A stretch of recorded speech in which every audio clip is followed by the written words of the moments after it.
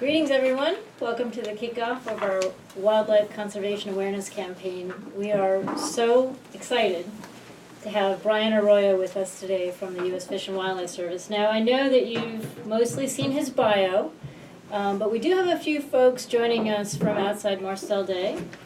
So I'll just briefly say that Brian is the Director for International Affairs at the Fish and Wildlife Service, that he coordinates the service's domestic and international strategies to protect, restore, and enhance the world's diverse wildlife and their habitats, with a focus on species of international concern, and that he's responsible for the implementation of 40, only 40, Brian? Really? Only 40.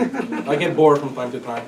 40 conventions, treaties, and agreements, and he oversees the international wildlife trade and Wildlife Without Borders programs.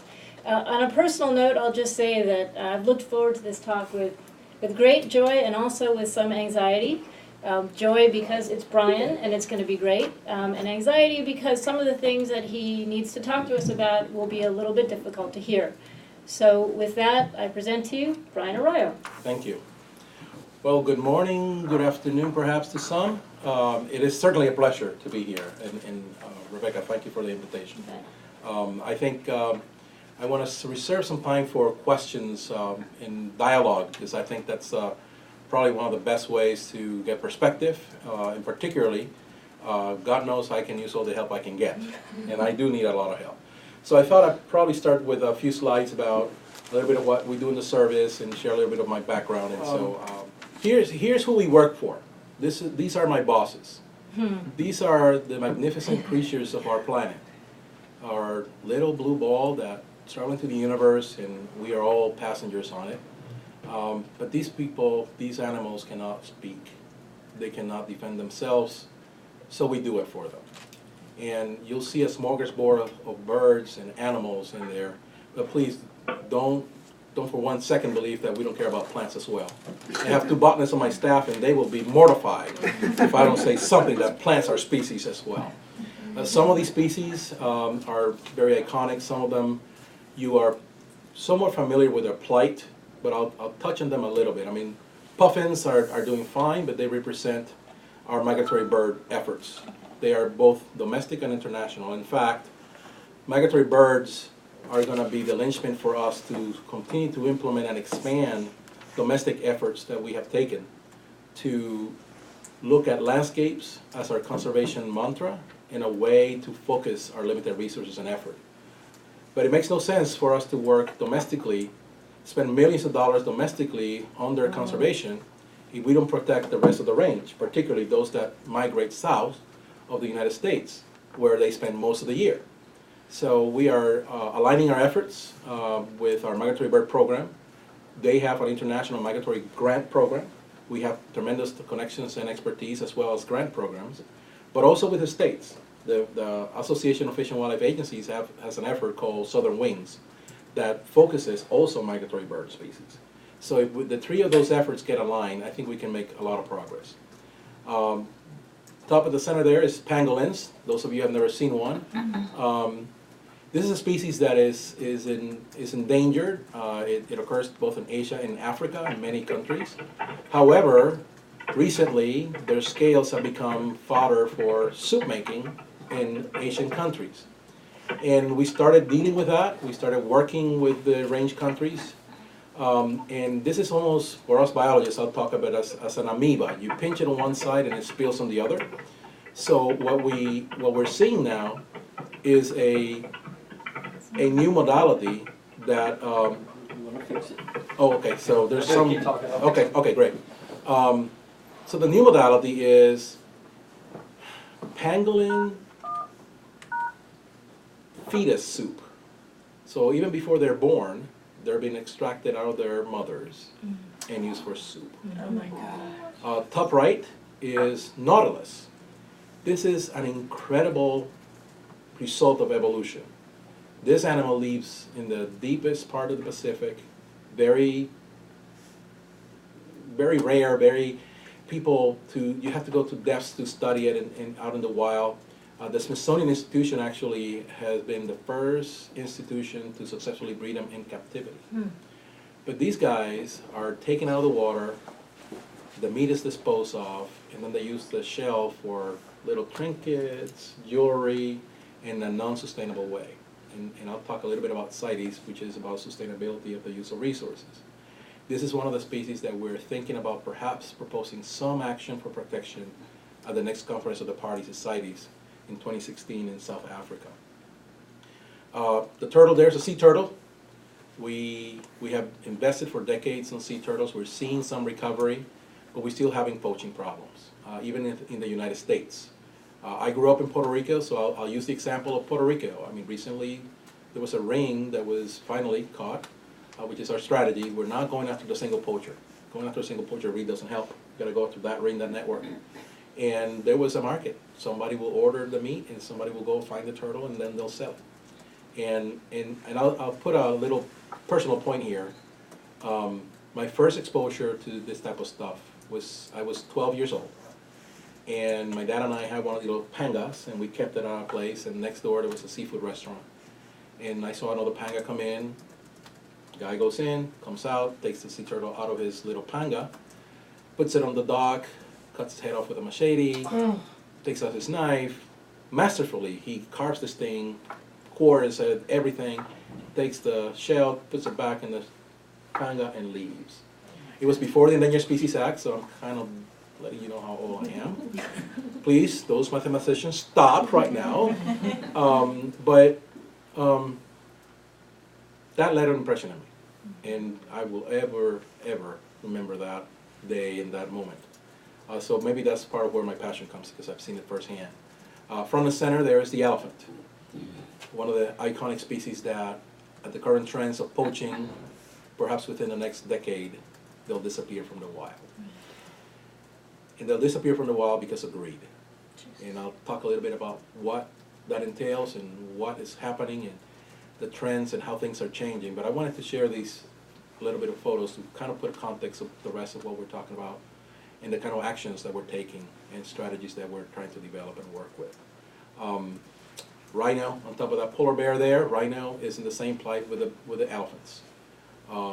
All for greed, all for medicinal purposes that have no basis in science and have not been proven to be effective at all. Polar bears, I know that you all are very interested and active in climate change. I have served in the service in a number of capacities, and one of those capacities was Assistant Director for Endangered Species. I was sitting in the chair when we listed a polar bear. That was one of the biggest challenges we ever took on. Polar bears are not doing well. The Western Hudson Bay population just got the latest reports, 50% reduction. And we can point to what the deal is. Loss of sea ice, loss of prey, inability to have a sustainable population, inability of the young to make it. Some of the dens are caving on top of the mothers and the cubs. So we are looking at a really grim situation here. We're taking a lot of actions, and I'm glad to hear other countries engaging in climate change discussions, particularly China and the US signing that memorable agreement recently. And hopefully, maybe later this week, we'll hear that our president convinced India to join on the efforts that are needed. And China and India are the two most important ones that we have to deal with, because together they surpass by orders of magnitude our emissions. And it's all about emissions, about how we move forward into the future of sustainability of energy. Tigers at the bottom left. These guys have been under the gun for a long, long time. We're making some inroads, particularly in India and in Russia. And it helps that Vladimir Putin is a nut on tigers. And so he has vowed to prosecute to the nth of the world anybody that does bad things for tigers. He's designating some reserves. We're working with them on management. And so there is a bright silver lining, but it's not that thick of a lining. They are still in trouble. Numbers are not up to where they need to be. And because the secretive nature of their natural history, it's kind of hard to sometimes even figure out what is the deal. Some populations should be doing better than they are. Sometimes it's prey-based, sometimes it's habitat, sometimes it's disturbance, sometimes it's conflicts with humans and cattle raising. So somewhat of a complex issue there. And gorillas.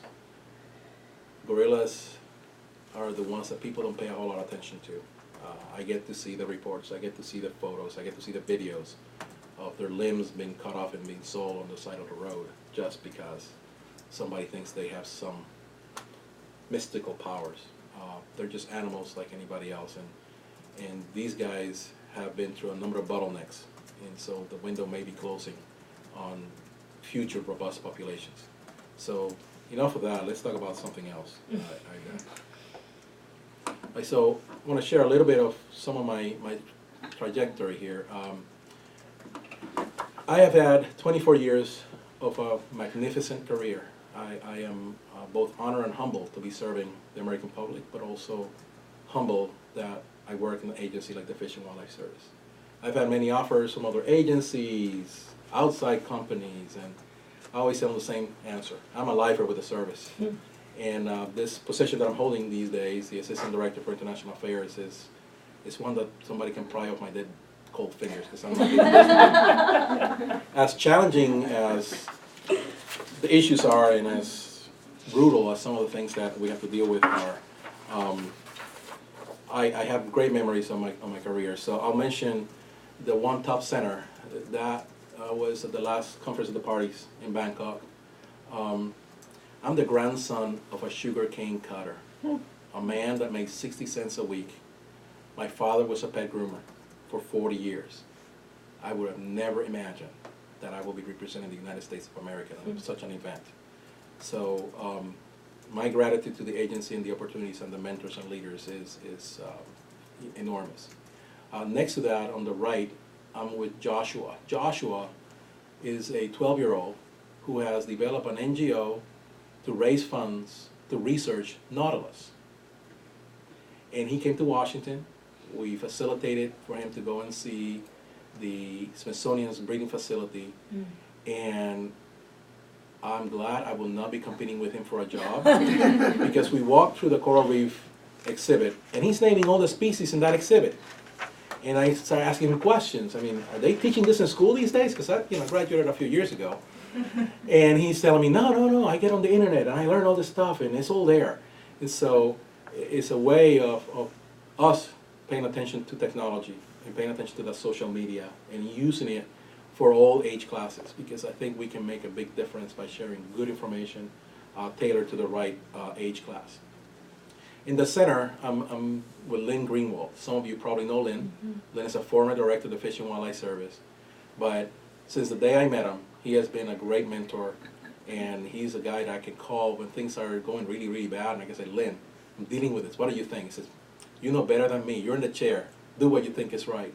And it's a great honor to be a friend with him. Bottom of the center is Secretary Jewell, who has been a magnificent champion of wildlife trafficking, but all conservation as well. And those of you that may not have heard yet, she was also very supportive of the service's designation of wilderness in the Arctic National Wildlife Refuge, which in 24 years, I don't ever remember seeing breaking news on CNN about Fish and Wildlife Service. And so her leadership to guide us through that and make it a reality, and to see the president from Air Force One announcing this momentous occasion, it's a great time to be at the Department of Interior with Secretary Jewell as our leader. On the left and the bottom, one of my stints was with Fisheries and Habitat Conservation. I used to run that program. Now it's splintered into 2 different programs, and I'm happy for my successor because that was a killer job.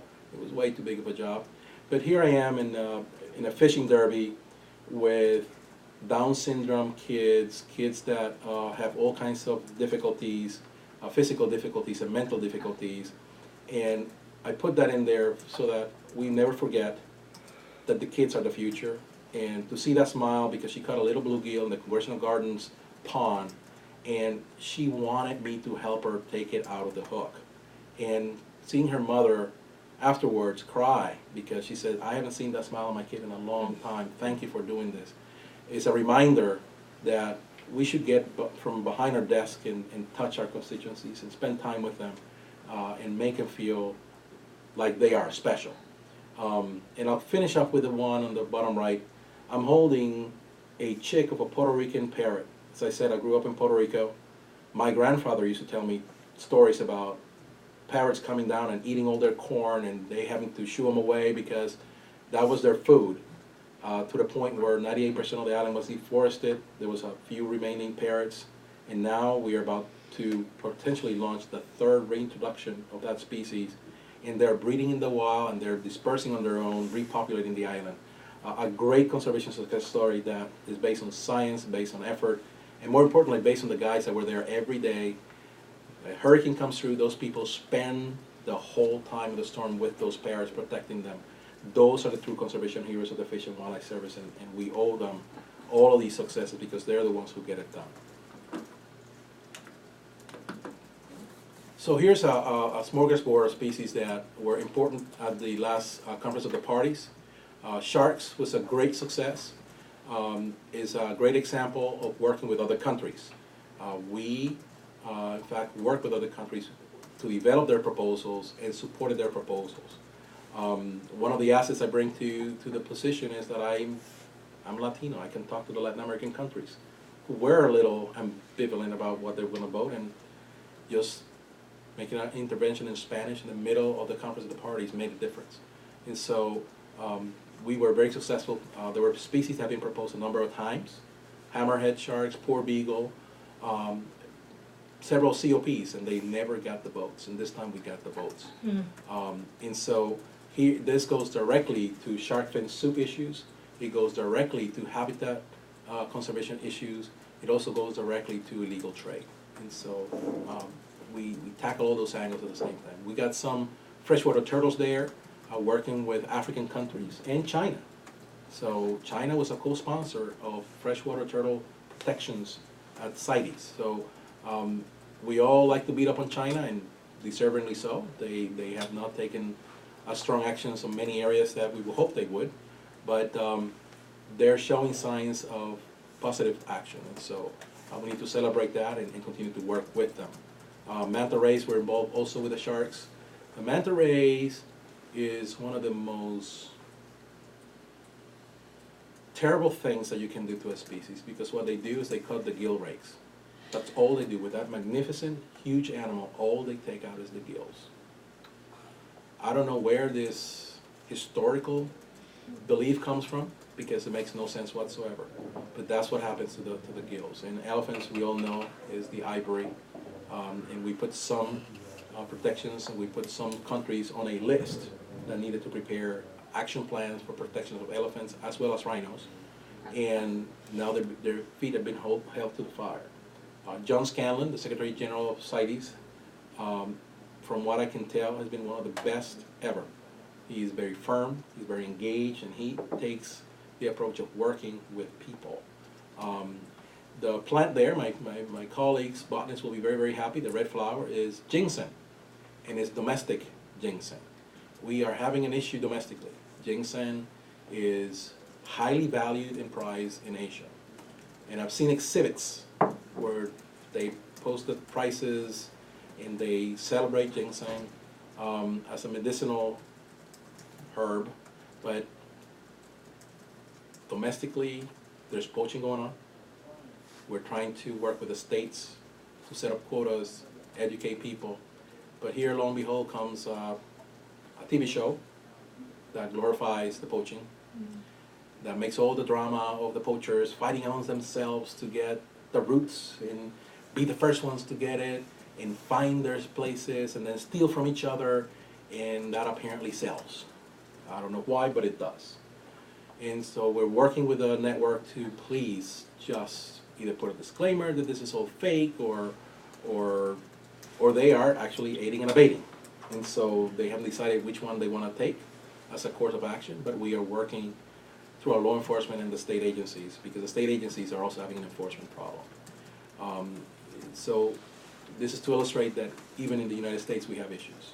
And typically you would think about poaching in the United States, deer and elk and those sorts of things, but we actually do have poaching going on plants and other animals. And it's all for illegal trade.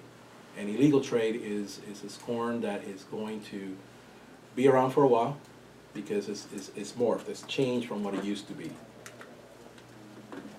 So, illegal trade, wildlife trafficking, I'll make a distinction here. There is legal wildlife trafficking, okay? There is. Let's not associate the word trafficking with illegal, because there's traffic. That's what CITES is based upon. But it's sustainable, well-regulated traffic, trade on wildlife species. Simple as that.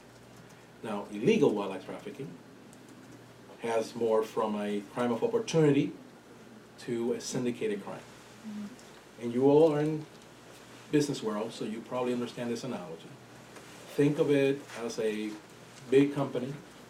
They have lines of businesses from which they build their wealth.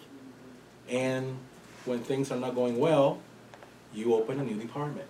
You open a new line of business. So these networks, these cartels, probably started with drugs, weapons, and humans. Because, believe it or not, they're still trafficking human beings on this planet. So law enforcement have gotten really, really tight, particularly in the weapons and the drugs in most parts of the world. What's the easy take? Wildlife. Because nobody pays attention until it's a crisis. And that's unfortunately what's happened. For elephants, this is the third time we've gone through this crisis. Third bottleneck for that species. This time is the ferocity and the atrocities are beyond. And I will spare you the videos that I was going to show, because I know some of you are eating your lunch, and actually there's really not a good time to show those type of videos, because then you'll have nightmares at night. So, but I have to watch them to see what's going on. So I can tell you, they're not pretty, and it just savagery was happening. Freshwater turtles, we're working with China. China is starting to shift their approach a little bit into more of a farming the species that they crave. And so I've seen their farms for freshwater turtles, and I would imagine in the next 5 years or so they'll probably be self-sufficient. They're doing the same thing with sturgeon for their caviar. And so they show me their aquaculture facilities, and if we think we build big, they really build big. They are masters of building huge facilities. One that I haven't mentioned that is on this slide is timber. Timber is the emerging Central South American continents or areas that are going to be really, really hard hit by the timber. Timber has been poached out of Brazil at alarming rates. Football fields worth are eliminated in days, and it's all illegal. And so we're working with some of the countries already to better track the timber moving through their countries. And obviously that comes with a lot of cooperation, but also a lot of investment, because it's got to be technologically based. The paper system doesn't work anymore. You need to have safeguards for people not to take that. I mentioned ginseng already, which is that great red flower down there. And we are looking at how do we make investments in a strategic way. But when you think that 100,000 elephants were killed between 2010 and 2012, when you think that last year alone, over 1,200 rhinos were poached, something is not working. So the old ways of doing this is not working. And we need to face the reality that we're going to have to find new strategies, new efforts, and be more strategic about how do we move forward. Sea turtles. Over 1,000 sea turtles were being poached and sunk into Vietnam. And so there's another example of a country that has not been the best actor in the world in the past, but is starting to wake up. In fact, they have expressed interest in, should we decide to move a pangolin protection measure at the next conference of the parties to join and co-sponsor. That is huge. In those countries, different from our system, when the central government decides something is bad or we're not going to do it, they just say it and you should need it. And in most cases it takes. I'm waiting for China to do it on ivory in China, because they haven't done it yet. But they did it for shark fin soup. And the demand for shark fin soup in China has crashed. In fact, people that had their stock on shark fin are going bankrupt because nobody wants it. And it's an example of putting the right strategy on the demand reduction, on the awareness of people of what's going on. Yao Ming, working with Wild Aid, had a number of great PSAs, public service announcements, that truly resonated with the Chinese public, and they on their own stopped doing it. Then the central government of China decided, we're not going to serve this at official functions, and it's going to be, we don't want it. And all of a sudden, people started following their leadership. There were a few things that needed to be tweaked on the strategy, like dealing with bridal houses and convincing fathers that maybe that's not the part of the menu that you want to have, and actually that didn't work, so the strategy went to the brides themselves. And when shown with the atrocity of how that fin gets to her plate, they say, we don't want that. And so now there are houses, bridal houses, that are advertising themselves as shark fin soup free. And that's where most of the business is going. So again, it's an economic thing that we all need to keep in mind. And so far I mentioned, this trade, and there's bad consequences to it. But when you do it legally, you can have a great industry. American businesses on ginseng that is done properly, it's a multi-billion-dollar industry. But it's got to be self-sustained. It's got to be following the rules. It's got to be in a way that is sustainable for the species. And we're seeing some attempts at farming it, which will be fine as long as they put the right ginseng in the right geographic area, because you don't want to affect the rest of the ecosystem. So that's the kind of work that we do with the states and work to preserve our native species. Now, here's the bad stuff. So all of these products are illegally made, and at the bottom of the right is our crush event that we did out in Denver. These are artifacts that, if you did not know the consequences of having that artifact, you will think it's a beautiful piece of art. And they are intricate patterns. Some of these take years and years to carve. But the fact of the matter, it doesn't change the source. And to have one of these, it means that an elephant died. And in some cases, a number of elephants have died, because some of these pieces are made of many different pieces of ivory, raw ivory. And I've seen them. And I've seen them for sale in China. Some of these intricate carved tusks go for $300,000. And the tragedy is that middle class that has come into wealth in China sees this as a luxury status symbol, and they will spend the $300,000 and they put it in their foyer of their house, so everybody that walks through that door gets to see how wealthy they are. And it's unfortunate because it's greed. There's no cultural aspect to this. There is no other reason except showing off. But showing off at the expense of these magnificent animals in an unsustainable way is not acceptable. The cup in the middle is a libation cup, and that has ritualistic value in certain cultures, but that is a hollowed out rhino horn.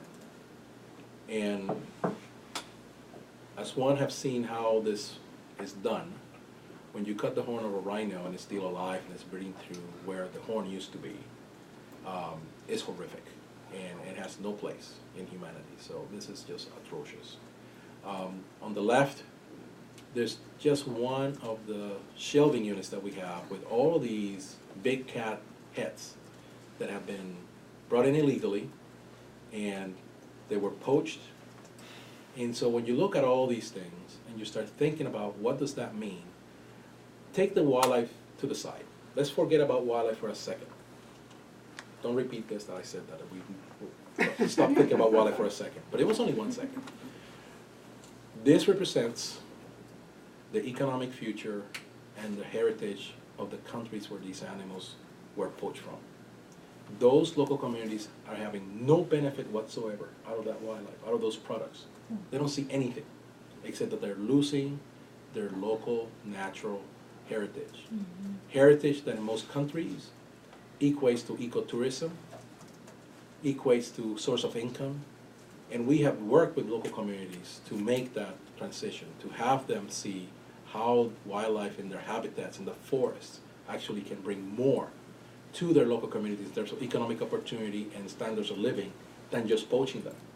And when we were doing the shark fin efforts at the COP in Bangkok, there was a study that was made, and that convinced the local communities that a live shark brings more in tourism and food for their local community than when you cut their fins off.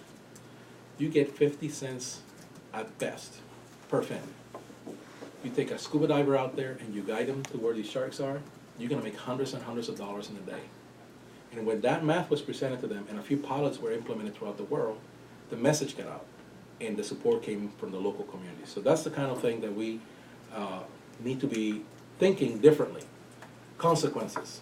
So that poor rhino probably was alive for a while before it died, but finally succumbed.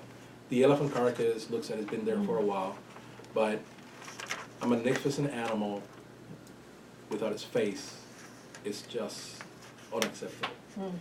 And the part that hardly we all talk about, the rangers, another cadre of true conservation heroes. In the last few years, 150 rangers have been killed in the line of duty. Wow. Nobody celebrates them. Nobody says anything.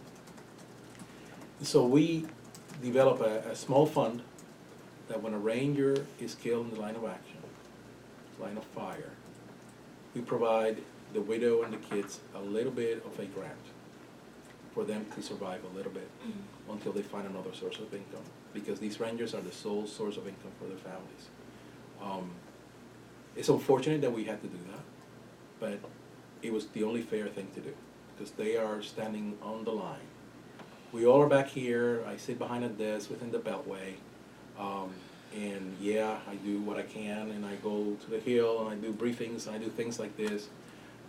But those are the true conservation heroes, those people that put their lives on the line every single day. And they do it, even if they don't have shoes, sometimes they don't have weapons. So we're trying to do a lot of capacity building and finding equipment for them and working so that they get the kind of training to help them. And I get the reports, so because we give grants, they report back to us and let us know what's going on. And from time to time I get stories. Like about 8 months ago, I got one email from one of our good friends out there who told me, sorry we failed you. There were 5 of us on patrol. We ran into a bunch of poachers. We engaged in a firefight. And then we had to run away because we ran out of bullets. They had so many more bullets than we did, and there were about 12 of them. We just couldn't keep them away, so we had to run out of there. And I said, you didn't fail me at all. You were there. You did your part. So we need to do more to help you. So people don't talk about these folks, but I think it's very important that we never forget who's really out there. So I mentioned a little bit of some of this stuff, and so I won't bore you too much. I know that people are eating lunch, and we could excuse people fall asleep. I could say, well, they were eating lunch. It was not because I lulled them to sleep. But we do provide technical assistance, and it's through a grants program. We have a number of funds appropriated from Congress, and we then have a competition. We are looking for strategies. For the first time, this program has a strategic framework through which we are filtering our work. We have a specific strategy for Central Africa, of where we're going to make investments, with whom we're going to make the investments, because one of the realities that we have to face is that there's corruption, and it's rampant. And so we need to really be very cautious where we put our money and have checks and balances and ways to hold people accountable for the delivery of what is expected. But we're trying to build it in country. I'm a firm believer that if we're going to make success out of what we're dealing with here, it has to be in country. It has to be the local community buying in, the local community really committing to engage in the protection for their own sake, not for my sake. I want it to be for their own sake, so that they know that what they have is valuable for its intrinsic value and the potential economic opportunities they may have. Again, we have agreements as well. We have a great partner in Gabon. The country of Gabon has emerged as the African model, and we've been working on a number of years with them, even before I came into this position. They were the pivot point for us to engage other African countries for the Conference of the Parties, and to see countries like Senegal stand up and speak forcefully about protection of species that they've never spoke about before is a testament to their influence in the area.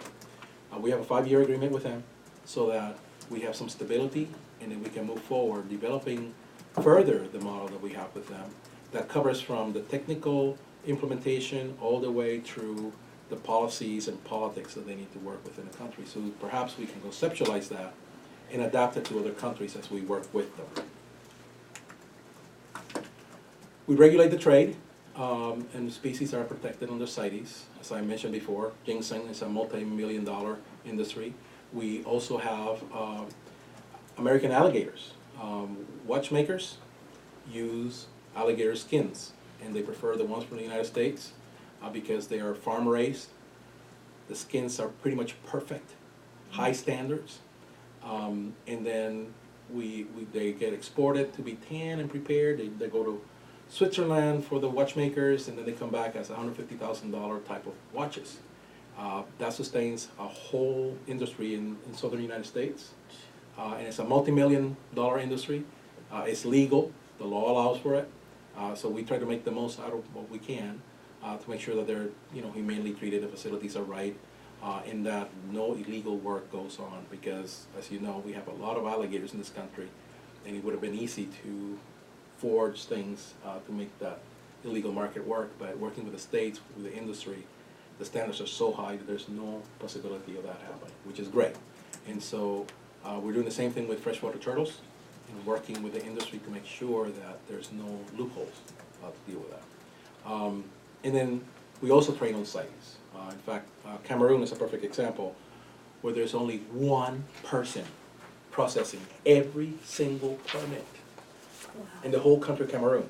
So we're going to work with them to train a new cadre of people to implement CITES. One of my goals is that these countries feel competent enough in their capacity to develop their own proposals. I don't want to ask them, which I do today, what are your priorities? Maybe we can develop a proposal, maybe you can submit it, we'll help you, we'll train you how to do it. I'd rather have them develop their own capacity to the point where they can say, you know what, this is important to us and we want to put a proposal. And we continue to help them, technically, of course, but I want anything that we're doing abroad to be the host country's priorities, not ours. Their share even better. But I really want the countries to step up. And we recently launched an effort that we call Mesoamerica 2020 to work with the Central American countries. And the coalition there includes the Dominican Republic and Colombia. And I go like, well, that's not Central America, but I'll take it. It's already built. I don't have to build anything, right? And so we had a great meeting in Honduras earlier this year, and they are coming with a regional proposal for shared priorities, connecting areas of importance within Central America, which has never happened before. So that helps me focus my limited resources, and it helps me go to Congress and debrief about what we're doing and say, look, here's the way we're doing it in a strategic landscape type of approach. Now we'll have to see about that canal going through Nicaragua that the Chinese are building for Nicaragua. So what are we doing? There's a crisis going on. People are paying attention, which is great. Our president took the bold step of calling on every single agency of the federal government to engage in combating wildlife trafficking. July 2013, it was in Tanzania, which is the best place to sign an executive order on wildlife trafficking because Tanzania is one of the range countries with the most problems in this issue. And I've been around the federal government for 24 years. I can tell you it's the first time I've seen an executive order that has carried so much weight and have made a difference so quickly. Our brothers and sisters in Homeland Security, Border Patrol, Coast Guard, Department of State, which we already work with, but even more so now, NOAA, you name it. Every agency is contributing. And we have to report every year what we're doing as well. But I think the collaboration has stepped up exponentially since the order has been established. The order called from the task force. The task force is agencies in the federal government working to develop specific steps, a national strategy, and an implementation plan. The strategy was signed last February, and I would expect the implementation plan to be announced fairly quickly here. We've been working on it for a while now. As well as the task force, the executive order also established an advisory council. This is a FACA Charter Council that I have the privilege of serving as the designated federal official. FACA councils require somebody from the federal government to sit in, and I was asked to serve as the chair, the designated federal official, and obviously I engage immediately. And so we have now advisors from outside of the government providing advice to us.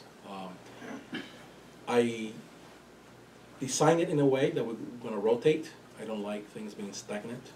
And so later this year, we'll be calling for nominees to replace 5 members whose term would expire come August. And we'll be reforming the charter and all that jazz that we have to do to keep this going. So far, the council has been very instrumental in helping us find our synergies and bringing some innovative ideas to the table that only people from the outside can see. And so it's a highly functioning council, very influential, and they have been very supportive of the actions that the service is taking and the federal government as well. Mentioned the strategy already. So the strategy is focusing on 3 things: enforcement and prosecution, demand reduction, and international cooperation and commitment. This is not new. If you sit for a few hours, you're going to find a couple of million pages written about these 3 things, all focused on wildlife trafficking. Mm-hmm. So there's nothing new to invent here. However, the difference is that all 3 have been approached and attacked in unison and to the hilt, which is the difference. We've always done the enforcement. Yeah, we go out there, we grab the bad guys, take the poachers down. Never took the network, never took the kingdom.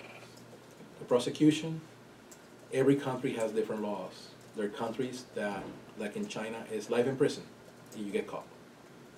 But in Tanzania, you get a $50 fine and then you're sent to jail, but you really don't do any time. So one of the things that we're working, particularly with the Department of Justice, who obviously are the experts on prosecution stuff, is to work with countries to better their laws, to make sure that the deterrent of a law is there in enough of a force that it actually works as a deterrent. And if you're going to sell a rhino horn for $5,000 and the fine is $10, what do you think that person's going to do? They're going to pay the fine and keep poaching. There's no deterrent. There's no behavior changing deterrent in some countries' law. So we're working with them. The Environmental Law Institute is also very involved in that, so helping us out with that.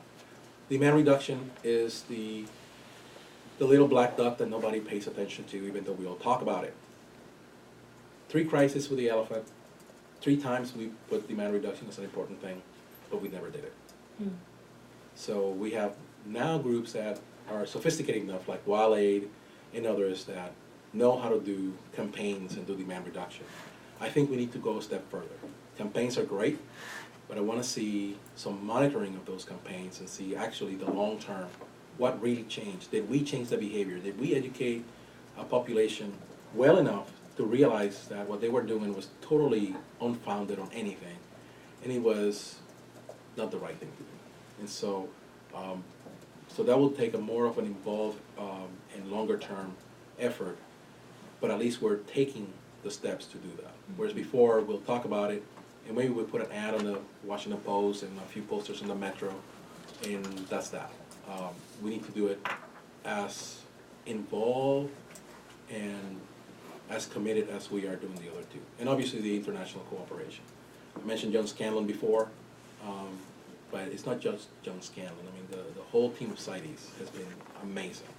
Then you look at countries like the United Kingdom and France and Germany, really putting money down to do the right things that need to be done. The efforts are global. We're seeing regional meetings in Africa.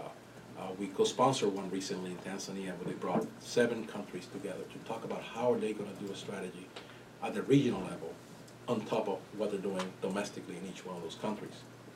And commitments. Tanzania just finished their national strategy. Great, I read it. They need $50 million. So I don't have $50 million. So now the question is, how do they go to implement? How are they strategizing? And so that's the follow-up that needs to happen, which I hope is going to happen pretty soon. But unless we do these 3 things to the hilt for the long haul, we're not going to be successful. because we've done 1 and 3, always. And we then pull back, and then we're back here again. So the enforcement, the prosecutions, the demand reduction, and the cooperation need to stay there, otherwise we will fail again. And I really don't want to fail because I'm a little competitive sometimes. So what are we doing in the Fish and Wildlife Service? So immediately, once the executive order came out and gave us the mandate, we implemented administrative actions. One thing that we always need to keep in mind is that, or at least I have to keep in mind, when I took my oath of office as a senior executive for the federal government, I vowed to implement the laws the way they're written, not the way I would like for them to be written. And you all know that making amendments or changing laws these days is not really going to be that easy. So we took whatever administrative actions we could. And so we have imposed a near total ban on elephant trade. These are not very popular. I have met all kinds of new associations that I never knew existed, which is frankly somewhat embarrassing because we should be working with every constituency that we have. And so that's provided a great opportunity to work with the associations for orchestras and symphonies and bow makers and walking stick makers to understand where they're coming from, to understand their trade, to understand the challenges they're facing, and then find solutions that work for them as well as to attain the goal of as much as we can protect these animals by the actions that we can take, not sponsoring additional commerce. Obviously building awareness. I was mentioning to Rebecca earlier that I'm in the throes of developing a private, and I emphasize private-public partnership to do awareness, to do campaigning, to do the kind of research that we need to know to figure out how do we reach the broad audience of the United States. You have multiplicity of cultures.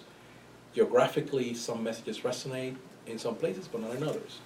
And so try to do a cookie-cutter approach doesn't work, and I don't want to waste effort because I don't have time. And so one of the things that we are looking at is having people join the effort. And for the most part, I'm not going to be asking for any money. All I need is in kind. Something like a good company that does polling in the United States. If I need 5 questions in the field, that will be their contribution to the effort. It's going to take every sector of our society to be successful in what we're trying to do here. And obviously continue to support the underground efforts at all levels, not just the rangers, not just the capacity building, habitat, getting communities to develop business models. We've been very successful in Mexico in places where there's nobody else in there, and these people are living off the land and cutting more forests and cutting more forests, and we've converted them to total ecotourism ventures to the point that now, in fact, 2 weeks ago I saw they always copy on everything they're doing, which is great because I get to hear and see what they're doing. They have now a photography worldwide contest, and if you want to participate, it's $10,000. But this is in a jungle that hardly anybody's ever been. So it's part adventure, part photography, and I'm sure they're gonna be very successful. I've seen their business model, and they have developed and trained themselves about how to run a hotel, how to be a chef, how to present their traditional meals in a way that's appealing to outsiders. You get to pick if you want to have a tour of the lagoon. Well, they have dugout canoes. You want to have that experience? They'll give it to you. You want the motorboat? They'll take you out, but they'll tell you the other one is more fun. And so I think as we work with those communities and help them develop those kinds of capacities, we are producing conservation. And they took an incredible step. Not that I would expect this, but they told me, said, Brian, we're going to live within whatever we clear already, and we're controlling our population. Our young people know having as many kids as you can is not the way to go. And so that's an amazing self-awareness that this community has developed. So, and I'm sure we can do that in other parts of the world. Different strategies, different results, but the goal is the same. Our law enforcement folks are expanding their cooperation to actually have agents at embassies. Now, let me clarify, because a lot of people immediately go like, oh, great, our guy's going to be running around other countries with guns. No, they're not. They are doing the liaison, the intelligence work, which is the most important thing we can do, because that tells us where the network is. We have to take down the network. The network is what feeds this and keeps it going. So if you disrupt that network, the way to do it is being in country, in a specific country. So right now we have one already in Thailand. He's stationed in Bangkok.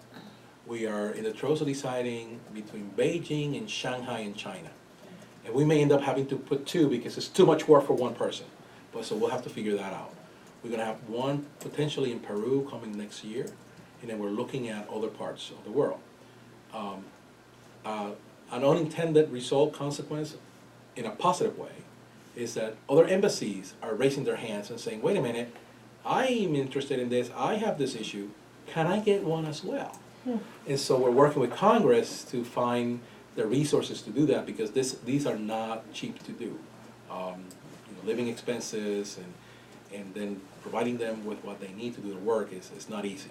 And it takes a lot of work and travel, and then they have to work the network within the host country, gain their trust. So that takes time. But this is a model that I think is going to be very successful. Obviously, we call them projects, long-term covert investigations. Operation Crash is mentioned here. You probably saw some of the highlights. The judge decided that the funds that were laundered should go to conservation. Well, there's no law that says that. Now, Senator Feinstein and Senator Lindsey Graham submitted Senate Bill 27 in this Congress to make wildlife crime a predicate of one of the biggest offenses or the high-level offenses in the United States, and the funds go to conservation. So there's no doubt, there's no question. If you're a bad guy doing wildlife stuff, we're going to take that money, we're going to put it back to conservation. So hopefully they'll get a vote on that, get it out of committee, pass. I'm pretty sure the president will sign it. And so at least that will be our recommendation, because I think we can really make hay with those additional funds and not take more from the taxpayers. Although we are very supportive of the budget, the president and the folks in the Hill have been very supportive of supporting our program and our law enforcement efforts. So that's a blessing in disguise for us, because we don't see that a lot. We also have world-class forensics laboratory in Ashland, Oregon. These guys train people all over the world, and they are developing the latest techniques, state of the art. They're amazing scientists. And what they do is unique, and nobody else can do it. Other countries, in fact, come to our lab to copy it to see if they can do it, and they are not usually able to do that. So going back to what can you all do, and so Rebecca, thank you so much. I mean, when I saw that, and I had thought about some joining our effort and whatever, and I saw that you guys were launching it, I thought, hey, put it on the list, check, done. So thank you so much, because if there's anything that we need is meaningfully making our public aware of what's going on. And that helps in a number of ways, but particularly as a federal official, I get to see all these letter writing campaigns to members of Congress who will then send me a letter and say, okay, I'm getting thousands of letters, come in here, tell me what's going on. And sometimes that opens the door for a great candid conversation with a member of Congress who will then become a champion. And it's from both sides of the aisle, so they're very supportive on international conservation. So thank you again for doing that. And as I mentioned before, the private-public thing, you guys have been on my list already. So, but this actually gives you a leg up in what we're trying to do. So thank you so much. You guys are analytical in your services. So as I was describing this public-private effort that I'm trying to develop, I mentioned before, I'm not looking for money. But there may be some census data. There may be, and I may need somebody to, can you take a quick look, independent look? Because I know what's coming to me. What's coming to me is people applying for permits that will probably deny because of the circumstances of what's going on. And an independent look can say, look, these folks looked at it. The statistics are solid, so we're good. Simple things like that. And shared challenges. I mean, I think we all are interested in climate change and conservation issues, both domestic and abroad. We need to sit and share what are we dealing with. because, I don't know, I'll try to be kind. There's about 300 years worth of experience in this room right now. I'm 250 of those. I'm not old. But if we sit and chat about, hey, I'm dealing with this challenge, you may say, oh, don't worry, I had this project 10 years ago and we faced that challenge and here's what worked for us. And it may not be the same solution, but my goodness, you just gave me somewhere to start instead of raking my brain at 3 o'clock in the morning trying to figure out how do I deal with this. And so, and we do the same thing. And we worked on some projects before, you know how that goes. So I think as a company, and I also know that you are doing your own efforts in doing conservation work. And so that is well recognized and particularly respected. Because you come with no agenda, you come with a conservation agenda. And that is so important to us. And so then,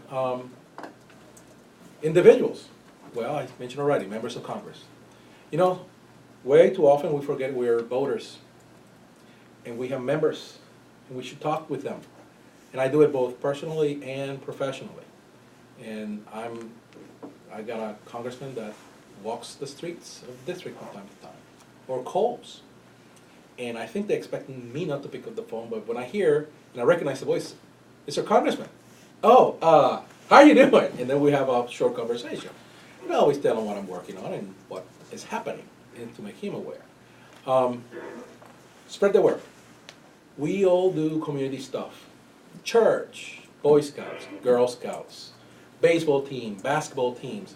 You know, take the opportunity to share the importance of wildlife. Few minutes. I mean, kids have a very short attention span.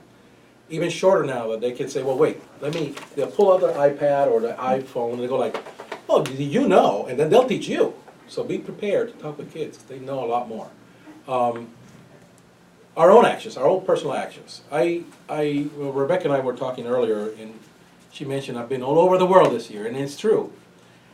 And I used to go to places, and I go to a gift shop or a craft shop, and I go like, oh, that's pretty, oh, that'd be good. And I take it without even thinking. Now I go like, wait a minute, where is this coming from? So I start asking questions. You know, where's the certificate of authenticity here? Where did it come from?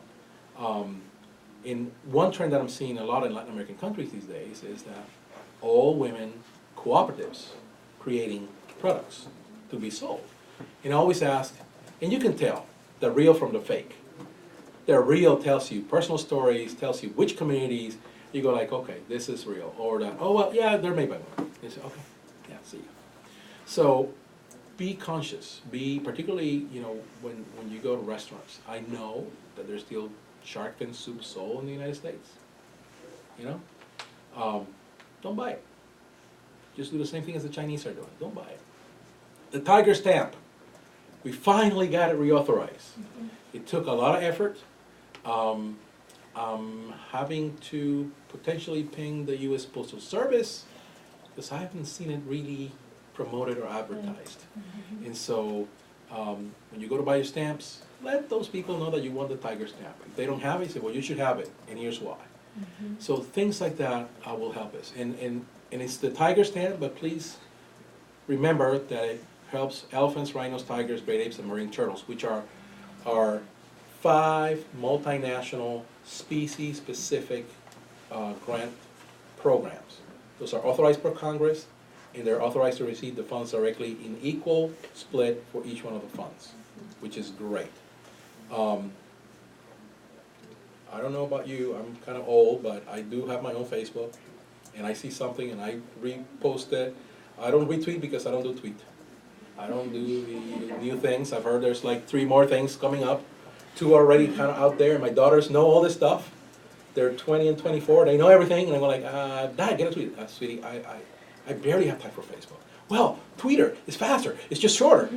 But then I can't say what I want to say. I said, well, narrow it down, Dad.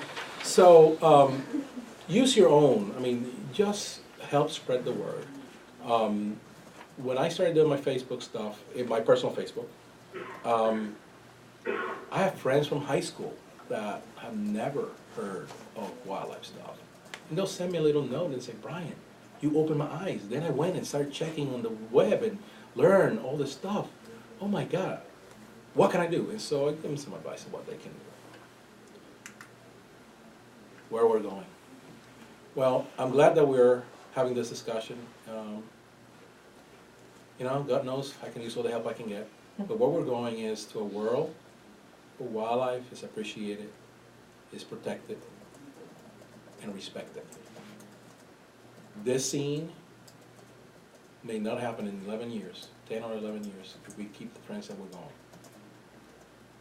I do not want to face my grandkids when they say, hey, I read about elephants.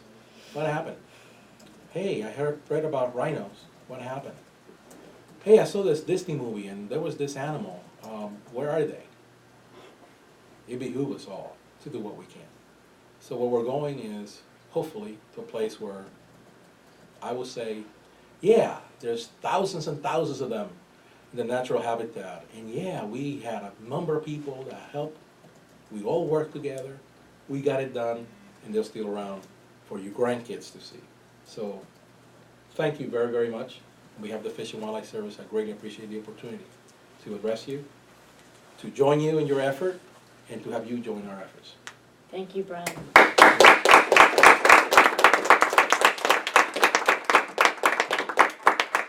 don't know what else to do here, so.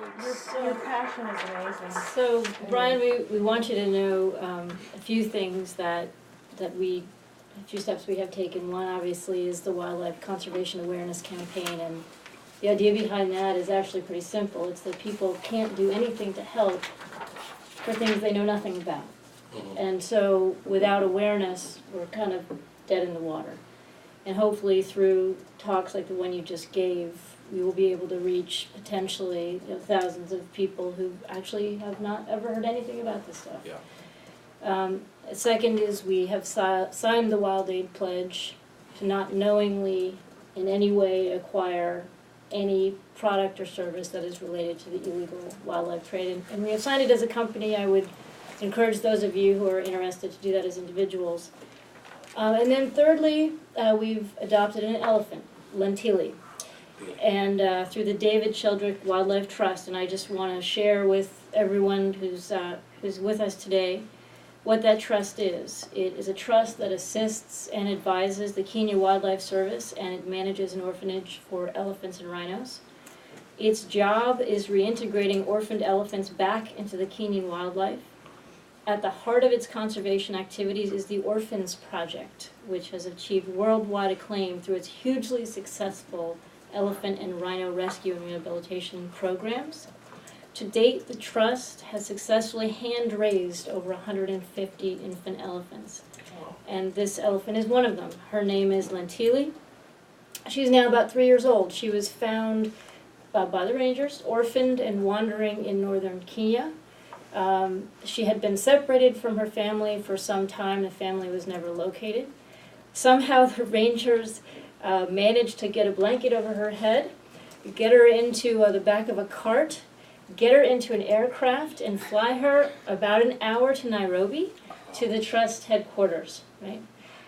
Where she collapsed and had to be fed on a drip line for several weeks. She recuperated over the next 12 months. She's now about 3 years old, and she's doing great. The goal of the Trust, just to be clear about this, is once the elephants are rehabilitated, is to the greatest extent possible, is to meet the conservation objective of releasing them into the wild, which is only possible through places like the Salvo Refuge, which is the largest national park in Kenya. And of course, to Brian's point, without a park like that, there's also no refuge available. And so we have to help protect all those places. So Brian, it's because really of you that we were thinking through actions that we could take in this regard. And of course, this will just be one of many. Well, everybody, let's just give Brian another round of applause.